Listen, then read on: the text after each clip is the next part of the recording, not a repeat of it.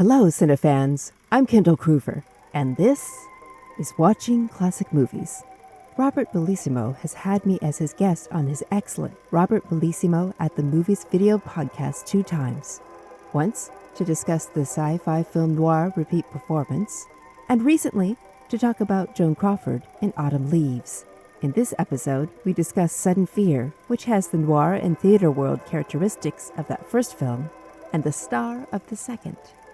We talked in detail about this fascinating independent production that served as a perfectly noirish backdrop for one of Crawford's best performances.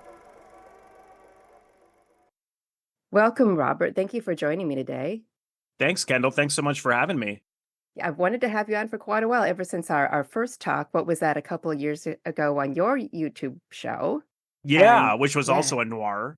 Yes. So we had one noir and one Joan Crawford conversation because we recently discussed Autumn Leaves. And now here we are putting them together. Mixing it up. Sudden Fear is a noir thriller with Joan Crawford. So do you want to share the plot of the film with everyone? Sure. I always use Letterboxd because I find they write the best synopsises. So it's actor Lester Blaine has all but landed the lead in Myra Hudson's new play when Myra vetoes him because to her, he doesn't look like a romantic leading man. On a train from New York to San Francisco, Blaine sets out to prove Myra wrong by romancing her. Is he sincere or does he have a dark ulterior motive? And since the movie is called Sudden Fear, we can make a good guess at what Lester's up to. You're fairly new to this film. It was this year was your first. So what was your impression of it? I liked it a lot right away. I found it to be really captivating. For one, when I watched it again the other night, one thing that really stood out to me was that here we have a synopsis that in one way is sort of this formula that began around Mildred Pierce with the Joan Crawford movies, where she is this, very strong, independent woman. And then she's incredibly kind, and then someone is out to take advantage of her, and it's sort of a variation on that. And so we have that here, but then we also have this sort of conventional noir plot of, in this case, it's, often the femme fatale. I mean, well, Gloria Graham, you could say, is femme fatale as well, out for money and to screw some guy over to kill him for the money. And now here it's the home fatale. So we have Jack Palance teaming with Gloria Graham to kill Joan Crawford's character in order to take everything she has. So we have these sort of conventional and formulaic plots meshed into one. And you would think on paper, oh, well, that sounds kind of like whatever, been there, done that. But it's the way they do it that everything from the acting to the cinematography to the editing to the montage, I mean, it is done so well, and almost like part of it you could say is a silent film, like long stretches where there is no dialogue, and it's just it's the way in which Joan is reacting as she finds out that they're out to kill her when they accidentally were tape recorded on that recording machine she had, and just these long stretches of her listening and being horrified and scared, and then plotting about what she's going to do to outsmart them. Mm-hmm. And then, of course, she can't go through with it. That moment where she finds herself with the gun looking in the mirror, and exactly what she's thinking and feeling based on her. Yeah. Yeah. And so it's not so much that the story or anything is so impressive. I mean, it's a good story. I mean, I like what they did, but it's the way they did it. Oh, I totally agree. It's so strong. There's so much to what you're saying. Yeah, especially the two fatales. I actually had never thought about that, but it's true. How you have one that seems to be kind of sneaking in there. You're starting to get an idea that maybe something's up. Yeah. but then you really know when she enters the picture, and then it's just a team effort from then on. It's Yeah. both of them devious in their own ways. But I want to go back to the whole silent thing because yes, I Mm, always knew this about the film, but in reviewing it for our conversation, it really hit me how much of it is silent. yeah. And that's perhaps even what makes it so special in some ways is that it's a pantomime in exactly the grand style of old silent films, which Mm, is of course where Joan got her start. right. So Crawford knew how to do silent, but it's also just the reactions, like how her Mm, assistant Anne and her other assistant Steve, how you see little looks from them as well yeah. in the beginning before we really know what Lester's up to. There's this look from Anne where she's just kind of like, it's just a slight moment. And then there's one when Myra is doing her will and she's talking about it with her assistant and she sees, Steve's reflection in the mirror, how he's like not so sure, and she Oh, comments on right. it.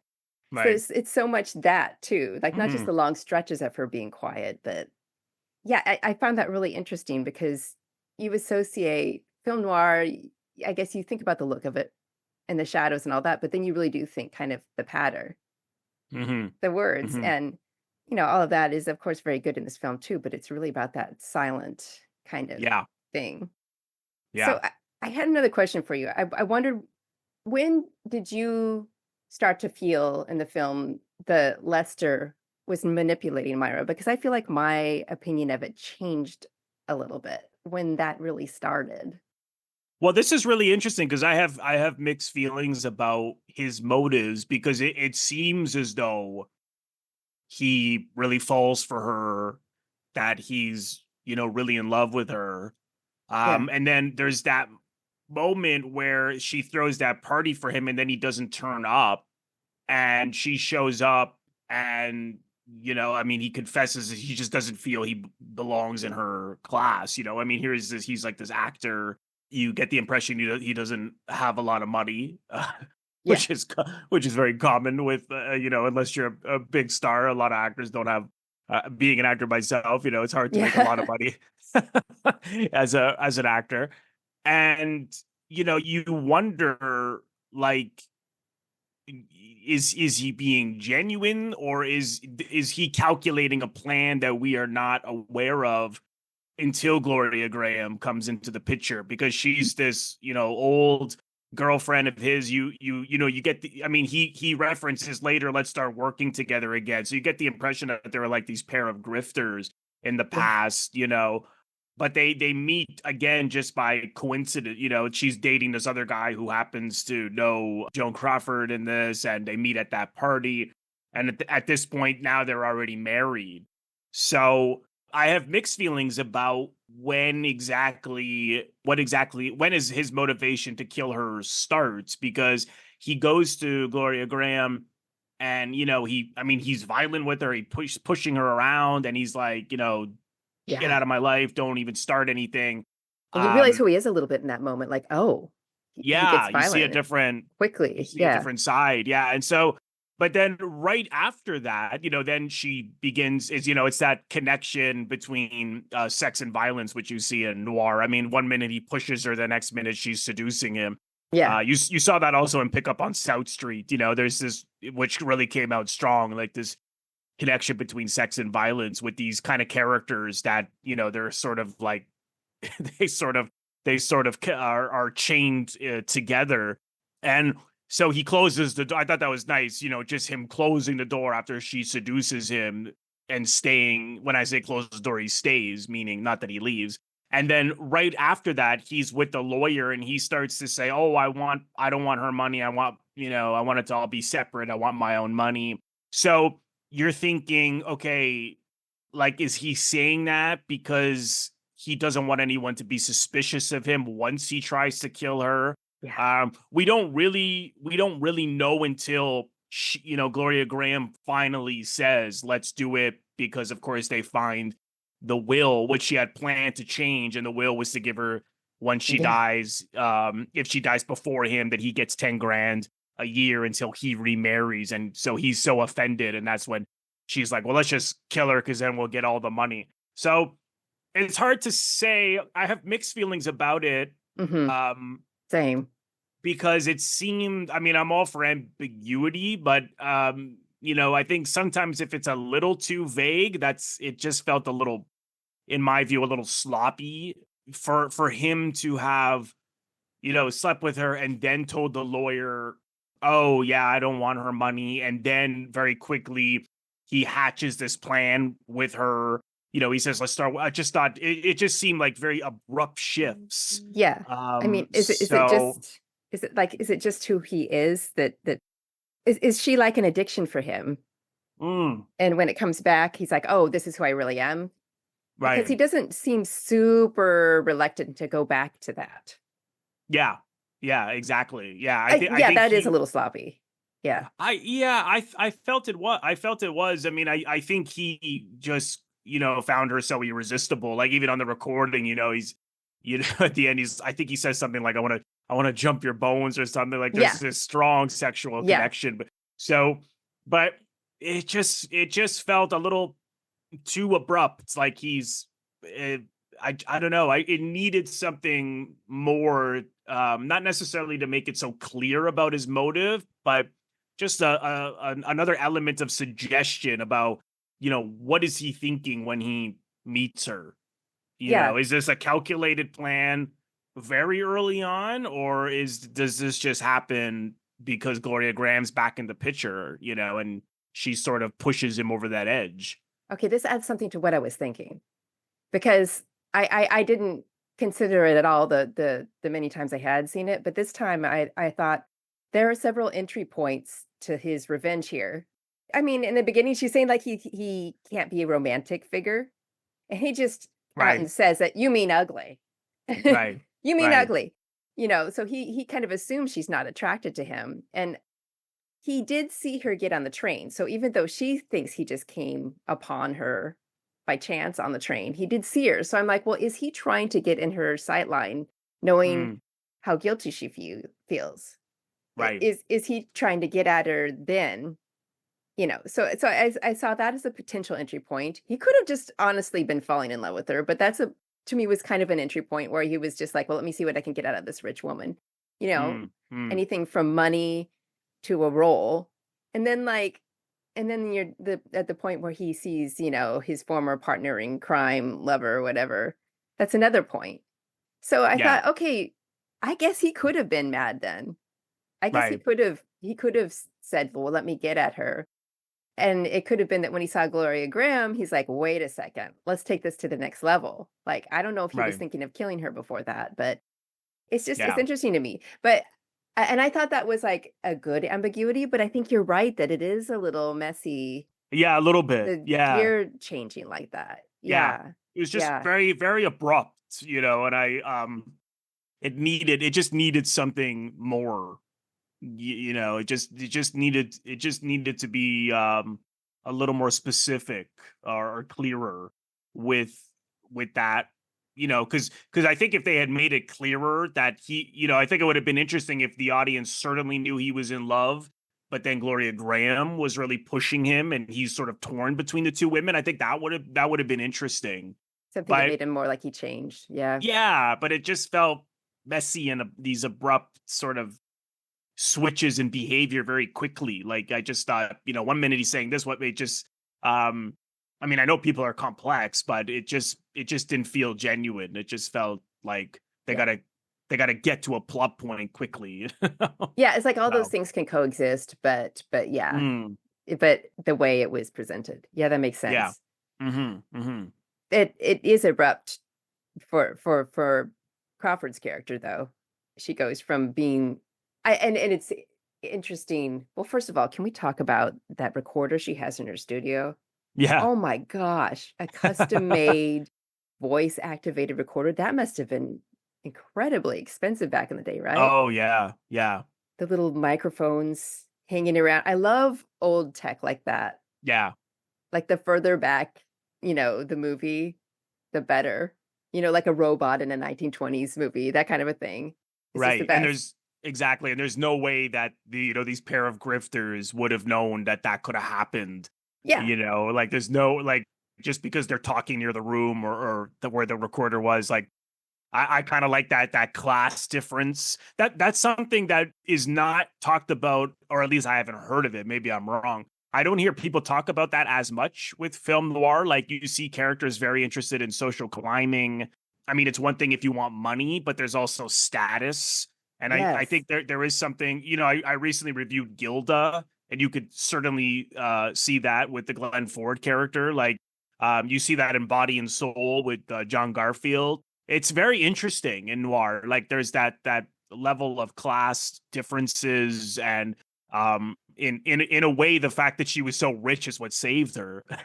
Because if she wasn't, they would have killed her. But then again, well, he may not have really gotten interested in her unless she was rich. But because That's they made his, interesting. Yes. so it's sort of, Like a it's sort of double-edged double-edged situation sword. here.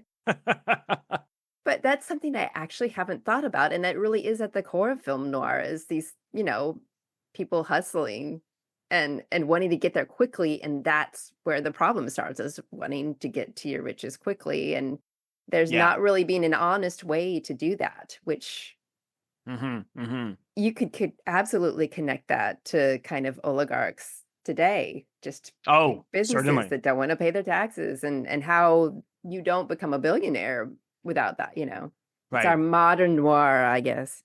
Yeah, But, absolutely.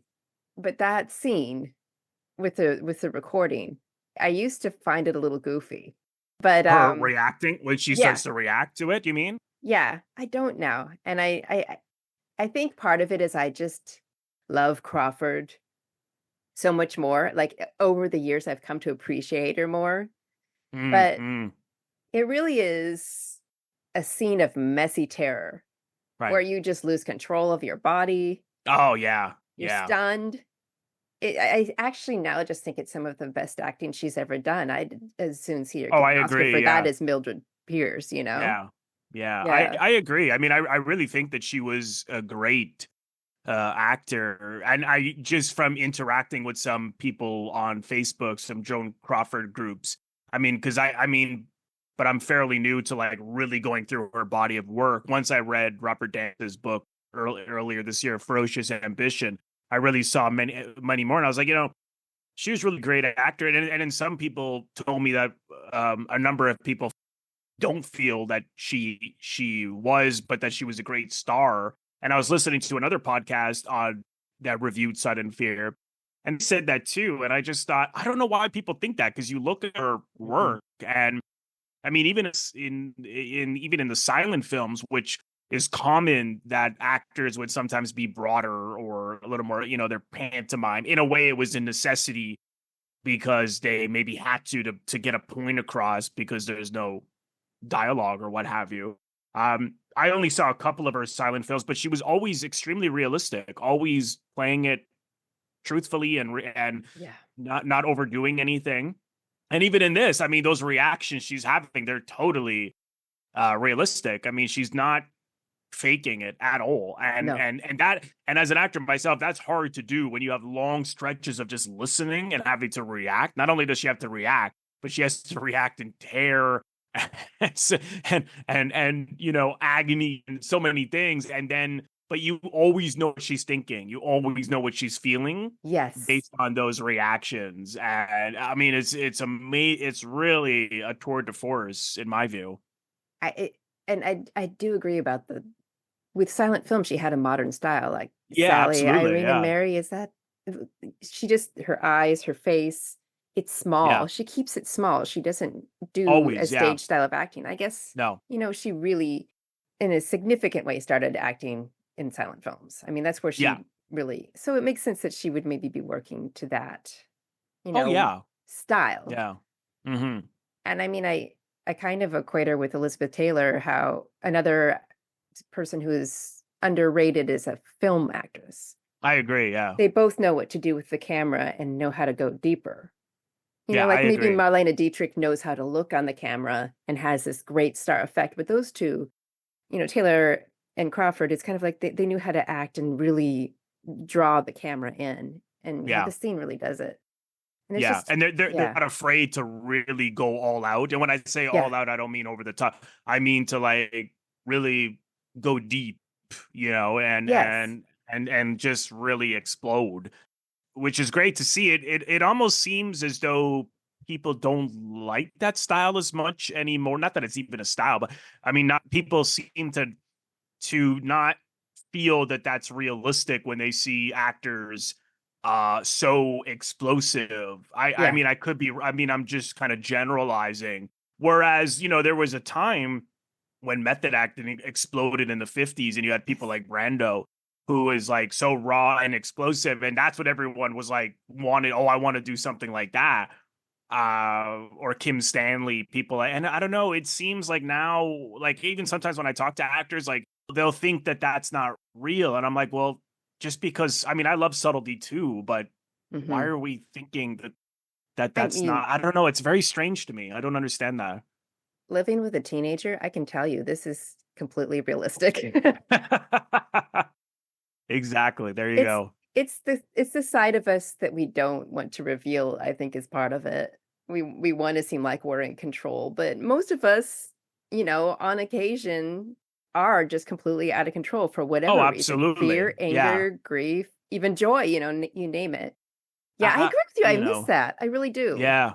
Yeah. Yeah, I mean, Yeah. certainly, I'm trying to think. I mean, always so behind with like what's literally what's happening in our current moment. I mean, sometimes Yeah. I draw a blank. I mean, I guess it's sort of the historian in me. I'm always interested in like looking back. But I'm trying. I mean, I guess someone like Tom Hardy. I mean, he's pretty explosive. But yeah, I don't know. We're in this place now where people kind of don't, unless they're transforming themselves like Daniel Day-Lewis or Meryl Streep, like people seem in awe of that, the accent and the nose and the makeup but I don't know. It's very strange. I don't know. It's like it's got to be subtle, or it has to be like you're going for the Oscar and you're Think DiCaprio eating raw meat in The Revenant. right. You But know, I think this is why I am drawn to horror because right? there's Oh, plenty of no, I won't do it about horror, but I love the women in horror in particular. You've got Mia Goth and Toni Collette, and that's really where you oh find yeah, that kind yes, of yeah. emotion and how it's Those are so good fine-tuned. examples. Like they'll Yeah, blow up, but it is so, real. Yeah, well done at the same time. It feels real, the emotion feels real, and it's raw, but they also manage to control it to a weird degree yeah. where they know exactly what they're trying to say. But you're right, like mainstream, you don't see it so much. It really is. No, And I think that's why people are more talking about like why aren't horror performances nominated for Oscars anymore, right, Like, right. they were back in the 30s and even won them, like Frederick March and Yeah. Dr. Jekyll and Mr. Hyde, for instance. But yeah. Yeah, it's interesting. So we also have to talk about the look of this film. Oh, It yeah. was Charles Lang. So he did The Big Yes. Heat, A lot of Charade noir. the Yeah. Uninvited, a lot of Joan films, Yeah. like Joan liked Autumn him a lot. Leaves, like Yeah. we talked about. Mm-hmm. Mm-hmm. I think this is one of the most beautiful noirs out there, and It's I know that's amazing. not appreciated as much as it Yeah. should be. Yeah. It's stunning. I mean, not only that, like the on location shooting in San Francisco. Yeah, gorgeous. But it's I always love what I call like nighttime anxiety noir scenes. People who cannot sleep because their life is at stake or what have you. Like in this case, I thought the way they shot her, also her imagination. Now she starts to think, how is he going to kill me? And so she sees Yeah. like being driven off a cliff, and then just, him throwing her off a roof, and all of these different scenarios. And our minds do play like that. When we're really worried about something, we start to think, is this going to happen? Is this going to happen? Is that going to happen? Oh, And totally. Yeah. I thought that was so amazing. And then later when she's going through her list of okay, at 11 this happens, at 11:30 this Yeah. happens, and then it's just that extreme close up on her eyes with the clock, with going back and forth, the Oh. shadow on her face, and then she's imagining. And that is what our mind does when we're going to hmm do something. It first plays out in our head, and then of course it never works out the way we planned often, and that's what Yeah. You that's what almost know it's not going to turn out that way because right, and it's so Crawford to have a plan like that. That right. probably like itched her brain the right way, to have it Yeah, planned out with the time and everything. I But love that. Yeah. yeah, that scene with the pendulum of the clock going across her. Before That's what it was long before called. I I was trying to saw remember what you call that yeah, on a yeah, that swingy thing, the yeah, swingy the clock thing that thing. goes back and forth. But long before I saw that film, I saw a promo. There was a promo for Kino Video where it had Sanson's Carnival of Animals, a song from it, over all these magical clips from movies. And the one that always got me was that image of Crawford with the pendulum. And I didn't know what it was, and it took me so long to figure it out. So when Right. I finally Right. saw it, it just floored me. It's just It's a chills amazing. moment, like, hey, that's from the promo from Kino. I'm going to I share love that in it. the show notes. I have a Yeah. lot to share in these show notes. No, it's an extraordinary sequence, and of course the film begins with the credits with the shot of a clock, and so that's that's the metaphor ultimately is she only has so much, time plays such a big Yes. part in this because she only has so much time to not only think up a perfect plan to stop them, because she knows they have a plan in the works to get her, which she Yeah. was, so time plays such an interesting part in it. And also it's always interesting. I thought it was great that they made her a very successful writer, because only a writer could think of like a perfect way. Plotting it. And this goes back on our first conversation. Repeat performance is also about people plotting their lives that were involved in the Yeah. stage. And here it is again. We've got a real theme going here, Robert. That's a good point. That's really interesting. Yeah. Yeah, I never yeah. even thought of that. Yeah. See, look at all these things I'm gonna have to link to our Autumn Leaves conversation, repeat performance, I mean, Yeah. this is gonna be a very long, show notes here. The Yeah. longest of all time. Yeah, yeah. But it just that scene of her in the closet too, Oh, just yeah. going back to the look Yeah. of it, you can see her sweating. Oh And my God. the Yeah. way she does the tears that sit in her eyes, the light on her. It's amazing. You Yeah. can, you can understand why she wanted to work with a cinematographer, Oh you yeah. know? Yeah. And yeah. And I love the little I love the touch with the toy dog that he puts it on, and it it goes towards the closet, and then you as the audience are thinking, oh shit, if it goes in there, is Yeah. he then gonna open it to retrieve it? And then it just gets stuck a little bit on the rug. Yeah. And I just thought she was so lucky. But then there's, it's amazing because then later when she's able to escape, because he's trying to find Gloria Graham in the apartment, and so he goes to the washroom and everything. And then right when he starts to leave to go into the apartment, the camera moves into the little dog toy, and it's still on, and it's, the feet are moving, but it can't move. And I just thought, isn't that like, does it again? It's just a perfect, It's like a dream visual. you have where you can't run. Yeah, exactly. Yeah. I just thought, and I didn't pick that up on the first viewing, but I just thought that's so perfect because that's exactly, her current scenario and state of mind, and that's a very noir thing. People trapped, stuck, claustrophobic. Yes. It's brilliant. And it's so funny. Yeah. It's this little toy, this cute doggy, but it's like the doggy of death. They make it as noir as possible. It really worked. I can see how that could have been maybe funny, but it's not funny at all. It really worked well because it's totally a terrifying moment. I just thought that I really like that because, people do that when you're alone, you're just like sort of, wind up a toy or what have you, or you have a tennis ball, throw it at the wall. I just thought that was so realistic. I just really, this film is just full of these kind of details. It's really, really good. It really is. Well, okay, I can't end this conversation without talking about the soundtrack by Elmer Bernstein. That man knows what to do with a piano. Oh, yeah. Dong, dong, dong. Talk Yeah. about doggy of death, this piano of terror. He even made Robot Monster have a little more to it, with his soundtrack for that. His scores always are really kind of theatrical. They really sort of pop. I don't know if this is true. I heard that he in later years felt that maybe he should have toned down the score, that it was a little distracting. I sort of sometimes have mixed feelings about the scores in classic Hollywood because sometimes they're so on the nose and they're so theatrical that they're sort of like telling you exactly how to feel all the time. But, sometimes they're just done so well that you're like, this is so perfect. In this case, I think you're totally right. I mean, the Max Steiner thing. I love Max Steiner, by the way. But Max Steiner soundtrack is a perfect example of how they will be like, this is how you should feel. Yeah. Elmer Bernstein is like, I'm gonna make you feel this way. Yeah, exactly. Like, it's more visceral. Yeah. And it's to that absolutely. over the top thing. Like sometimes you want that. You know, Oh, for sure. You want the blaring thing.